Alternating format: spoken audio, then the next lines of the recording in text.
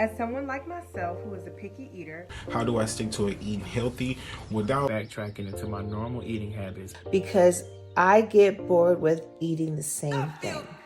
Honestly, I feel you. I struggle with the same thing. That's why I'm always on Pinterest, TikTok, Instagram, Facebook, Snapchat, Google. I'm always looking for new recipes to make eating fun for me. What helps me is intermittent fasting. Learning how to intermittent fast was like one of the best things for me because I felt like I could never stick to a meal plan, but I actually did. For like 9 months, I ate very clean on top of me getting a meal plan from my trainer. If you're a picky eater, I feel like the best option for you to do is to meal prep your own meals. Like, you know what you like and what you don't like. So prep that and start there. We do. I'm not even going to sugarcoat it. I'm going to be upfront and honest with you. Okay, let's be honest with ourselves. At some point, you have to say, what is normal eating? When I was over 400 pounds and I've lost 230, I had to have a reality check. And I put a sign on my refrigerator and it said, there isn't anything in here worth your life. To be honest with you, that's something that I think we're going to always struggle with. We're going to always, I mean, even if it's not even necessarily eating healthy, we all struggle with trying to find just a variety. And so then, you know, it's even more of a challenge when you're trying to find a variety of healthy food. So the only thing that kept me from getting super bored with clean eating was healthy choice dinners from the grocery store. And people laugh at it, but that's the truth. Like, that's the only alternative that I had to me baking chicken, grilling chicken, or fish. All right, so this next question has 2 parts. So it says, what advice would the new you give the old you? And what advice could you give someone that's where you used to be?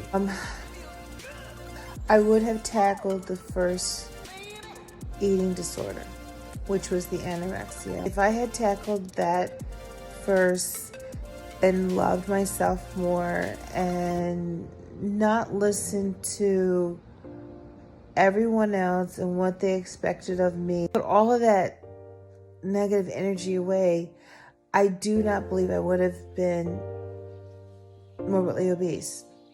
Don't give up. What's for you is for you. Don't worry about what people say or think, and be you. Love you right there. That's like all I needed to hear. And I didn't even hear that then. And to imagine if I would have heard this back then. I'm proud of you for pushing yourself beyond the point of no return.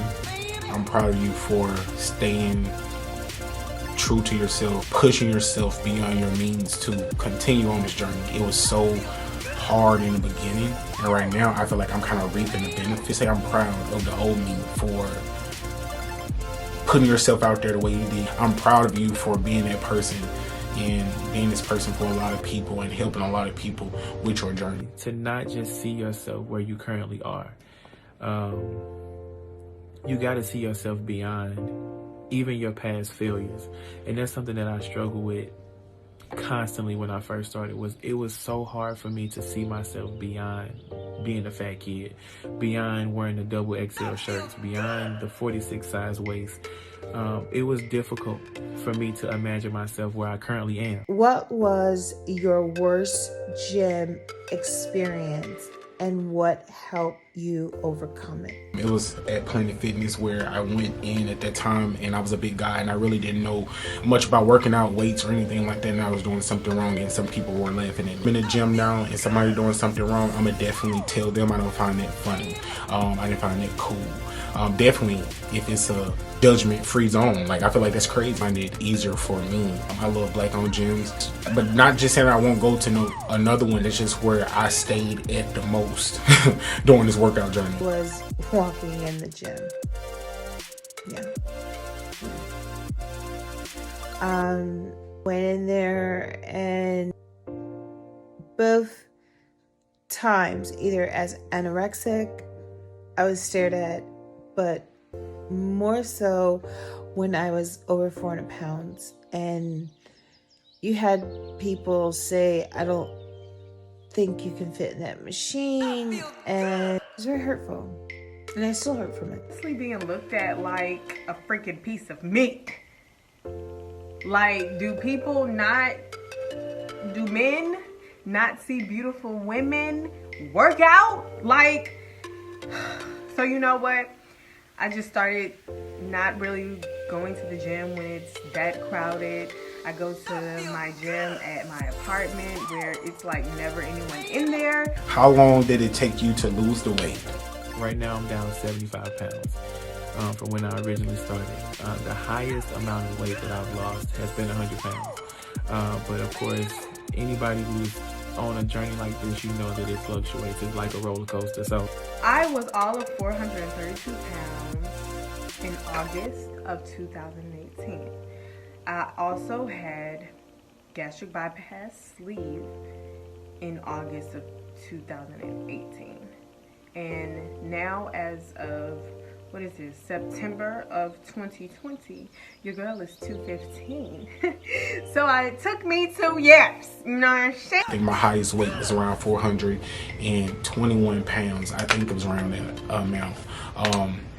I think the last time I got on the scale was definitely, it was like the 380s. That was the last time I was at that actual doctor's office. So that was anywhere between 2017 and 2018. And 2018 and 2019, I just flourished. Like, that's where I lost almost 80 pounds within a year. Maybe it was probably over that at that point. I'm probably like at 100 and something pounds in a year's time between 2018, 2019, and up to 2020. Surgery or natural weight loss? Surgery. And do you feel as if you could go back, what would you change or do differently on your journey? The time.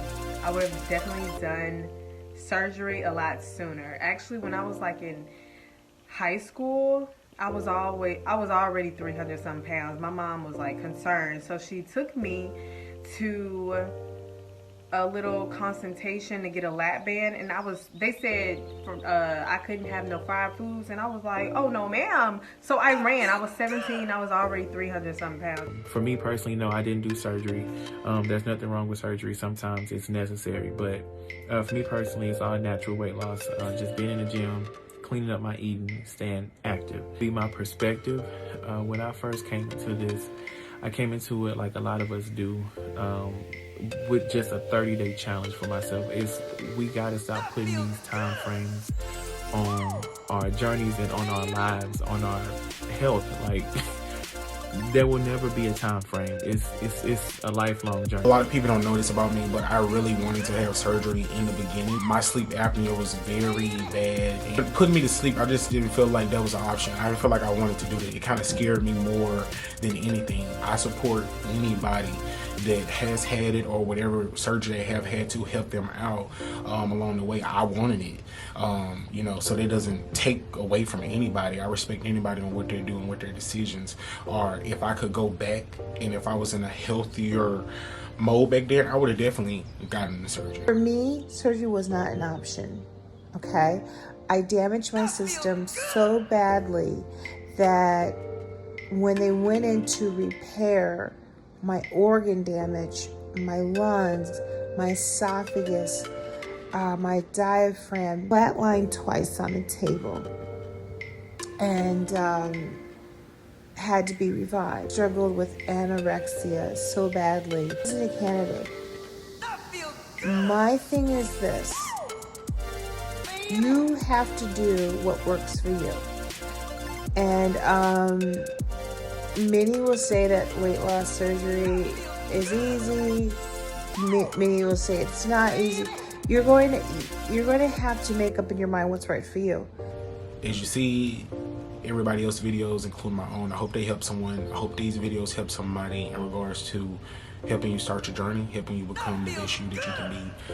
That goes for women after having babies, women that just want to lose weight, men that just want to lose weight for self-esteem reasons or whatever, from different walks of life. Whatever it is that you currently have going on, know that you have the ability to change whatever it is.